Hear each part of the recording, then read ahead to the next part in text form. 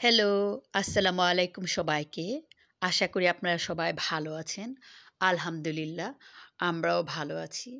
আজকে আপনারা দেখতে পারবেন ভ্যানকুভার, কানাডার একটা বিখ্যাত প্লেস আর সেটা হলো গ্যাস টাউন। সেই সাথে দেখতে পারবেন গ্যাস টাউনের সেই ফেমাস স্টিম ক্লক যে গড়িটা দিয়ে ধোঁয়া বের হয়। ভ্যানকুভারে যারা বেড়াতে আসেন সবাই কিন্তু এই সুন্দর জায়গাটা স্টিম ক্লকটা দেখার জন্য যান। আপনারা দেখতে পারবেন সেই বিখ্যাত সেই ফেমাস স্টিম ক্লকটা। তার সাথে আমি শেয়ার করব আপনাদেরকে আরও গুরুত্বপূর্ণ টিপস। আর সেটা হলো বাচ্চারা কেন কথা শোনে না।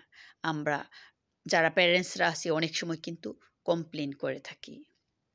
আর হোয়াইল আপনারা আমার কথাগুলি শুনবেন সেই সাথে আপনারা দেখতে পারবেন সেই বিউটিফুল গ্যাস টাউন। তাহলে আমার সাথে থাকেন, আমার কথাগুলি শুনেন এবং গ্যাস টাউনটা দেখতে থাকেন। আপনাদের কাছে খুবই ভালো লাগবে এবং কথাগুলিও অনেক বেশি গুরুত্বপূর্ণ।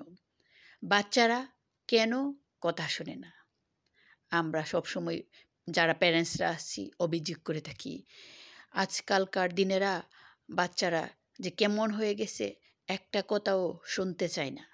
কিন্তু আমরা যারা প্যারেন্টস, গার্ডিয়ানরা, বড়রা আছি, আমরা কি একবারও ভেবে দেখেছি আমরা কি বাচ্চাদের কথা শুনি কিনা?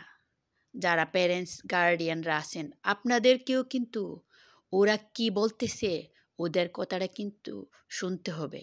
এবং অনেক সময় ওরা যারা ছোটরা আছেন অনেক সময় ওরা বলতে পারে না, আবার অনেকে বড় কিন্তু ওরা প্যারেন্টসদের সাথে এমনই একটা কানেকশন সব কিছু শেয়ার করতে পারে না। কিন্তু প্যারেন্টস, গার্ডিয়ানরা ওদেরকে কিন্তু বুঝতে হবে ওরা কি বলতে চাচ্ছে। আপনার বাচ্চার কথাগুলি কিন্তু আপনাকে মনোযোগ সহকারে শুনতে হবে এবং কথাগুলিকে অনেক গুরুত্ব দিতে হবে। এবং বাচ্চাকে এমনভাবে আপনি এনকারেজমেন্ট করবেন আপনার বাচ্চা যেন আপনার সাথে সব কিছু শেয়ার করে, আপনার সাথে সব কথা বলে। তখন আপনি বাচ্চার কথাগুলি শুনবেন।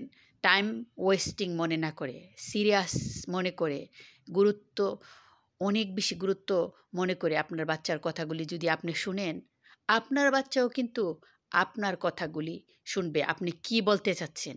আর হঠাৎ করে আপনি যদি কিছু বলতে চান তখন কিন্তু আপনার বাচ্চা শুনতে হবে না। আপনারা কিন্তু প্রথমে ওদের কথাগুলি শুনতে হবে।